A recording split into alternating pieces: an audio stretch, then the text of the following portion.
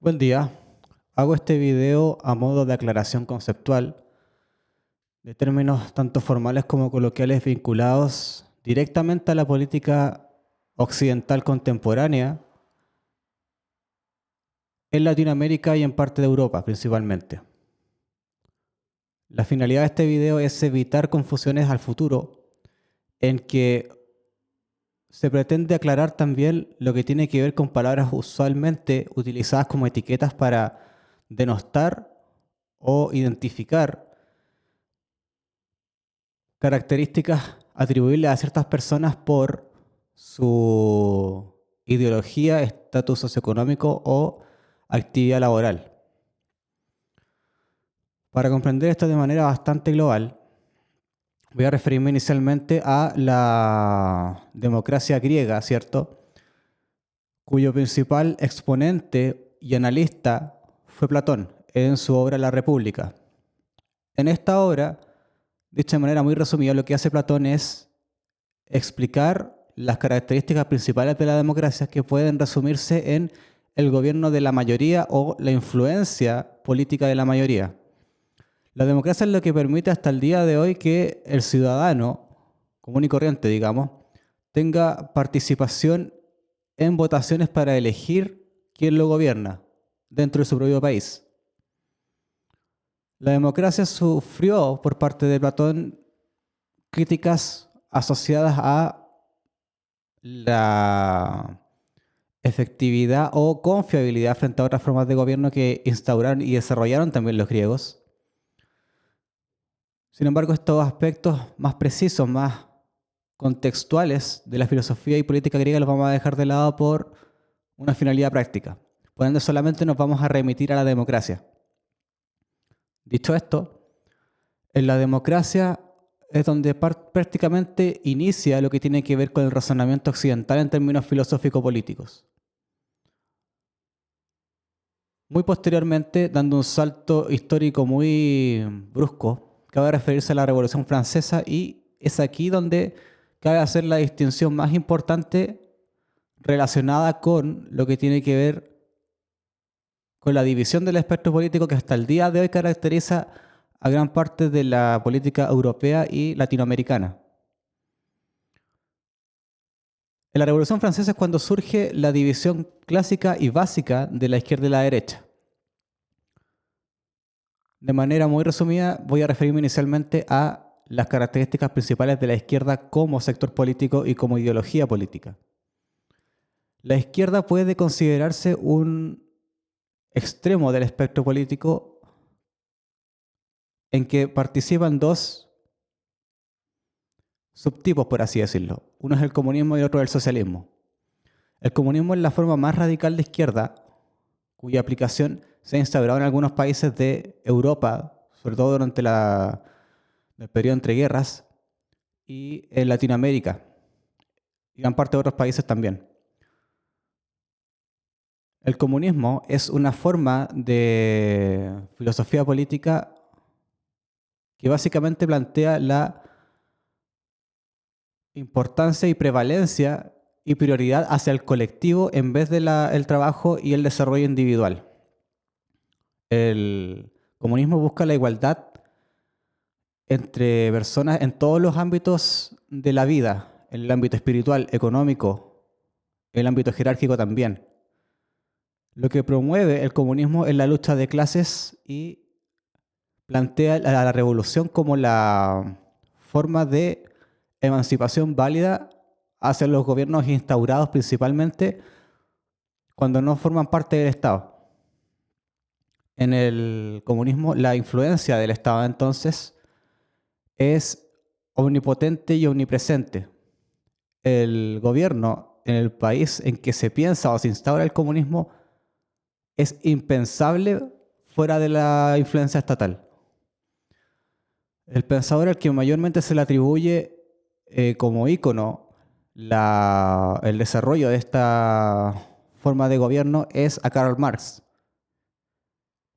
quien propulsó, ¿cierto?, la lucha de clases, lo que dije anteriormente, la igualdad entre las personas, la exclusión o el rechazo total a la propiedad privada y Adelantándome a lo que tiene que ver con la conceptualización más precisa de cómo funciona este tipo de gobierno,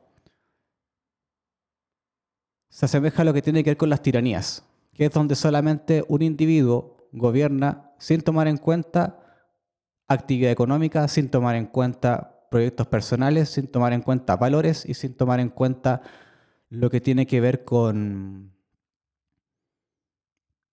la participación colectiva como tal. La evidencia que sustenta este planteamiento es abundante y lo se va a abordar posteriormente en videos atingentes a otras temáticas relacionadas también. El socialismo es una forma de gobierno que también involucra la participación del Estado en casi todas las materias, sin embargo, no posee la radicalidad que posee el comunismo. Es una forma más tenue, por así decirlo, de manera muy burda, de dirigir un país en que el Estado sí tiene esa predilección e influencia en lo que tiene que ver con administración gubernamental dentro del país y en que los derechos sociales se promueven también de manera inalienable o inamovible. La derecha, por otro lado, es el extremo que, a diferencia y en contraposición a la ideología que acabo de mencionar, promueve la propiedad privada, la menor influencia estatal para dirigir un país, la preferencia por el proyecto de vida del prójimo, que para los libertarios es el respeto irrestricto al proyecto de vida del prójimo. La actividad económica es pensada y favorecida bajo la actividad individual. Cada persona tiene derecho a trabajar y emprender dentro de lo que tiene que ver con sus posibilidades y a fomentar el trabajo con la finalidad de hacer funcionar el país. En la derecha se promueve, se defiende lo que tiene que ver con los valores tradicionales, la ética, vinculado también a la religión y a la espiritualidad. Para entender esto, cabe referirse al aspecto libertario de la derecha. El libertarismo promueve la actividad económica y la libertad económica, el trabajo, el emprendimiento, muy ligado al mundo empresarial y a lo que tiene que ver con las asociaciones, entre empresas para lograr objetivos, generar riqueza y generar trabajo. Lo que tiene que ver con el conservadurismo puede resumirse de manera muy simple en lo que tiene que ver con el defender los ideales y las tradiciones de un país como pueblo, como identidad nacional, vinculado a la religión y a los valores espirituales. Todo esto visto desde Occidente a partir de la Revolución Francesa principalmente. El principal autor al que se le atribuye la base y principios que tienen que ver con lo que caracteriza al capitalismo en sí, o a la derecha, es Adam Smith. Pasando a una aclaración que es necesaria en este tipo de exposiciones, tengo que referirme a el anarquismo, que no constituye una política propiamente tal. El anarquismo es una filosofía que ha sido adoptada por numerosas corrientes modernas que toman elementos como los que ya mencioné, que básicamente persigue y promueve la exclusión o abolición completa del Estado. En el anarquismo no existe como visión y como sistema de pensamiento la influencia estatal en la administración de un país, ni en la influencia de la vida de los seres humanos que se desarrollan en dicho territorio. Me voy a referir ahora a lo que tiene que ver con el fascismo y el nazismo. El fascismo y el nazismo fueron regímenes totalitarios que compartían muchas características entre sí y que fueron de manera bien oportuna llamados la tercera vía. Se le llama la tercera vía a ambos porque de manera muy genérica fusionan aspectos de la izquierda y la derecha, pero según lo que se va a defender y se va a exponer en este canal, se asemeja más a la izquierda por un asunto de ideal y de administración en términos públicos o políticos. El fascismo es instaurado en Italia en el periodo entre guerras con la asunción de Benito Mussolini en el poder.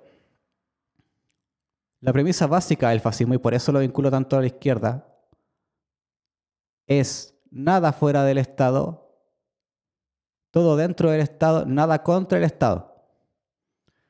En el fascismo, tomando en cuenta que solamente surgió de manera contextualizada porque lo que buscaba era defender los ideales y los valores italianos, dar prevalencia e influencia omnipotente y omnipresente al Estado, fomentaba las jerarquías, favorecía la actividad militar y la propiedad privada y el proyecto de vida individual solamente era considerado y respetado en función de una actividad colectiva también. Todo lo que tenía que ver con la actividad mercantil tenía que estar bajo una supervisión e influencia estatal constante. El Estado era garante y regulador de toda actividad política y económica, orientada principalmente a fortalecer el ámbito militar. Cabe destacar como diferencia fundamental frente a la izquierda la visión nacionalista. Acá entra tanto el fascismo como el nazismo. El comunismo o la izquierda en general es internacionalista. Busca expandir las fronteras para mantener el sistema político que promueven. En el fascismo y el nazismo esto es al revés. Por eso también el nazismo, pasando rápidamente a lo que tiene que ver con el aspecto coetáneo que se formó en Alemania con la asunción de Adolf Hitler, cabe también comprender una premisa básica. En el nazismo no es comprensible su filosofía y forma de gobernar, sino es a partir del aspecto racial que lo propulsó. Lo que propuso Adolf Hitler con el nazismo fue dar superioridad, considerar la superioridad y dar supremacía a la raza aria. En la defensa y el peso cultural que tuvo el fascismo, lo tuvo también el nazismo en el aspecto racial.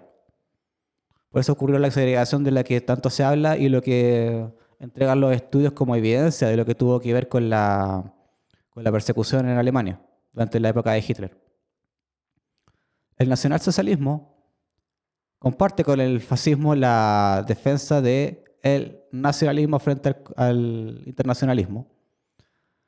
La actividad militar en la Alemania nazi es favorecida dentro de la economía también restringida que propulsó Adolf Hitler, que fue una de las razones también por las que comenzó a expandirse y por las que necesitó orientar sus esfuerzos a abarcar más territorio y comenzar a hacer más expansiva su influencia en términos económicos, pero este es un asunto que tiene que ver con aspectos históricos más que conceptuales, ¿no? Resumiendo, entonces, lo que busca el nacionalsocialismo es una influencia estatal muy marcada en lo que tiene que ver con la administración política pública, al igual que el fascismo. Defiende la raza aria como principio fundamental, es nacionalista y tiene que ver con una defensa también al ideal del socialismo.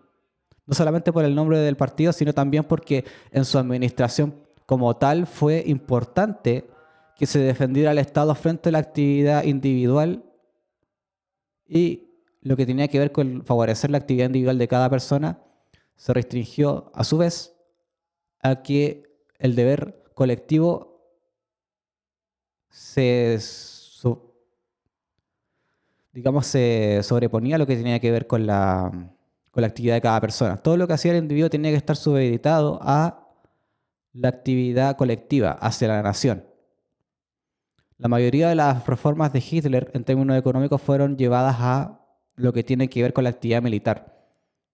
Esa parte Hitler la favoreció y la fomentó muchísimo porque tenía que asegurarse de que el país fuera independiente en ese ámbito hasta que consideró que la economía alemana de la época eventualmente iba a colapsar debido a la cantidad de influencia internacional o apoyo internacional que él rechazó durante su gobierno.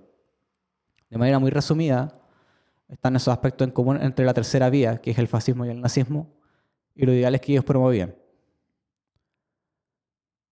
Pasando a lo que tiene que ver con aspectos coloquiales de comprensión de la política nacional en este caso, principalmente porque en Chile y en gran parte de Europa, principalmente en los países de habla hispana y Latinoamérica en general, se usan dos términos para llamar de manera errónea a determinados individuos o grupos participantes de la sociedad en diferentes estratos sociales, porque a esto se resume y en esto se basa las etiquetas que voy a mencionar ahora. La primera es la palabra facho. Me refería al fascismo inicialmente o anteriormente porque cuando se le llama a alguien facho se refiere a alguien que posee una de dos características: o está acomodada dentro de un sector social y económico específico en el país, o pertenece a las Fuerzas Armadas como funcionario o posee algún rango dentro de las mismas. El fascismo es una ideología, como dije anteriormente, un régimen que se instauró en Alemania de manera contextual, que se refiere a la influencia estatal. Esa es la premisa básica. El fascismo no puede ser comprendido ni utilizado de manera válida para referirse a una persona con recursos o perteneciente a la milicia, porque tiene que ver principalmente con la influencia estatal, y segundo, porque el contexto en el que surgió el fascismo no tiene nada que ver con las condiciones actuales en Latinoamérica principalmente. Al mencionar la palabra facho, te refieres principalmente a la izquierda por la influencia del Estado, más allá de los matices que de hecho hacen que se llame la tercera vía, tanto el fascismo como el nazismo. Y segundo, permite denostar a personas que por X razón pertenecen a grupos acomodados o con actividad lucrativa que, dependiendo de la actividad específica o de los efectos, puede ser o no pernicioso para el medio ambiente o el territorio, ¿cierto? Y acá es donde pasa al siguiente punto. La palabra progre se refiere a gente que de manera ideológica, porque debemos tomar en cuenta que el progresismo es una ideología, no es una filosofía, que surgió a partir del desarrollo marxista de la filosofía política izquierdista o del comunismo, en su extremo más fuerte. El progre es un heredero, por así decirlo, de la filosofía posmodernista o de la ideología posmodernista, que fomenta básicamente el detrimento de los valores tradicionales en un país, la espiritualidad, ¿cierto? Los aspectos laborales y económicos que están detrás de lo que tiene que ver con la administración de los países en general, y con filosofías o ideologías, insisto, que tienen que ver con defender a determinados sexos o géneros, como se les denomina ahora por su aspecto social, dentro de una sociedad. Y quiero ser claro en esto: la ideología es lo que marca al progre. No se toman en cuenta elementos, primero, científicos. Voy a adelantarme con lo que voy a decir y voy a arriesgar gran parte de lo que tiene que ver con los aspectos formales de este tipo de definiciones. La evidencia científica no caracteriza el progresismo bajo ninguna lógica, porque uno de los principales aspectos, y vale la pena tocarlo, es defender el calentamiento global o el cambio climático como lo que tiene que ver con una justificación a rechazar, criticar o atacar la actividad industrial o la actividad comercial en general. ¿Por qué digo esto? Porque la evidencia a favor del cambio climático no es definitiva y nunca lo ha sido. Acá entran en juego temas de sexualidad y temas de rechazo hacia otras formas de concebir la vida o lo que tiene que ver altamente con lo que dije antes. Se promulga el machismo, la misoginia, el feminismo y la misandria, ¿cierto? Este tema voy a andar posteriormente, pero Esto es una pincelada a lo que tiene que ver con definiciones formales y coloquiales de lo que actualmente se concibe en política y de lo que tiene que ver con entender básicamente la lógica o la no lógica contemporánea para llamar a alguien de determinada forma.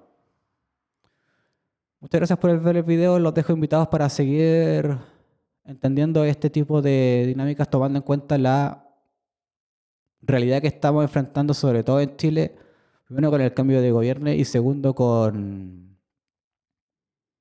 y esto lo vamos a defender posteriormente, con la nefasta actividad de la izquierda durante los 2 periodos en que Chile ha asumido de manera seria, es decir, durante el gobierno de Salvador Allende y durante el término del gobierno de Gabriel Boric. Los dejo invitados a suscribirse. Muchas gracias por vernos.